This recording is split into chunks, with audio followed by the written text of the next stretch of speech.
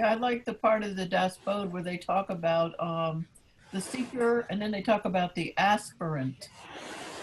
The different levels. I never knew there were different levels of that. It's very clear, when he talks about the aspirant, that it's sort of beyond the doubt stage. So I think it's more the devotional, still there, but the doubts are not so much. Yeah, and again, remember those are words and concepts to allow you to see where you are, how you're relating. Are you relating to the seeker? Are you relating to the aspirant? Are you relating to the Siddha? What are these in your own experience? Right. And where is this? Like Maharaj says, where do I stand? He gave those the symptoms or whatever that spiritual science talks about. I forget them all now, but like forgive and forget and these different things. All of these are concepts, but they're ways that you can, if you desire to measure and see, you'll know where you are. Yeah. And you'll say, oh, you know what? It looks like aspirant because there's still some doubt. Well, if I realize that there's still some doubt, then I need those doubts cleared. And the whole Das Bode is always saying, these folks that are sitting here had some doubts. These doubts have now been cleared. Why? Because they're conceptual doubts, and now they're erased. You have a master who says, these doubts are finished. Don't think about that anymore. And what is that? Don't think about that doubt. That's the only thing that a doubt is. It's a concept believed in that you're thinking about that's bothering you, and you're paying attention to it. And then if you have complete faith and trust in the master, he says, forget that doubt. Okay.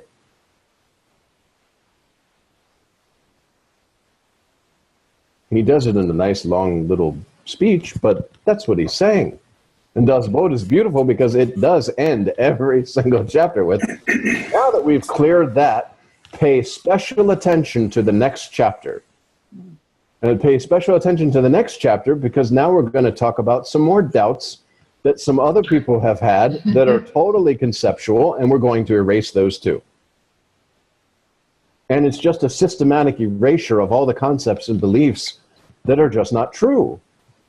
You could just say a stamp of not true. And Nisargadatta Maharaj says that. Nothing he says is true. Nothing he's doing is true. All of these things are in the illusory world, so they absolutely can't be true. The true, go ahead. It's impossible to speak the truth. The truth can't be spoken, really. Well, the truth is always just like all these concepts and beliefs, when that is all finished, like Maharaj says, when all experience ends, there you are. When all the conceptual beliefs end, there you are. And in the meantime, it's tiptoe through the concepts. And each concept is just told, oh, you believe this? Okay, that's not true. In a nice way. You can't just say, well, that's not true. You give a nice explanation of why that concept is not true. And the reason you know that that concept is not true is because you're knowing that all concepts are false. And from speaking from the position that's concept-less, formless, every single question that comes in is regarding a concept and a doubt that needs to be cleared, and it's absolutely known that it's a false idea that just needs to be cleared. And sometimes you don't even know it's a concept. You can be lost in the wilderness of concepts, not knowing that that's what they are. Exactly. And that's why you go to Sri Ramakant Maharaj, who's been through the forest, who's known, or like the minefield. You could talk about a minefield. Sri Ramakant Maharaj has walked through the minefield. He knows where the mines are. He knows how to get you through the minefield unscathed. Meaning, he knows how to get you out of the illusory concepts that you've believed in so that you remain with your selfless self, concept-free. It could be called the mind field. Yeah, there you go.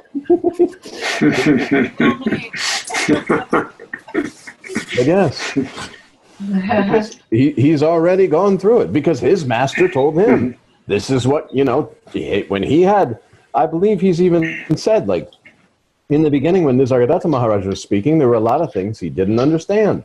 and it came later. But because you go to a realized saint, which is your own selfless self, that has gone through this process, that knows all the different twists and turns of the mind, that is all illusion, and can give examples on their own personal experience on how these concepts were at one time believed in and how they were seen through and discarded. Yeah, and that also says that in the Das Bodh about, that's why you need the Sadguru. Yes. Because otherwise it's too easy to get lost in the concepts and the mental constructions and things like that. And the Sadguru, Absolutely. somebody who's been there who can tell you, don't go there. Absolutely. Well, Sadguru is your own selfless self without ideas, beliefs, and concepts, speaking to you through the form of, like Sri Ramakant Maharaj, Sri Nisargadatta Maharaj.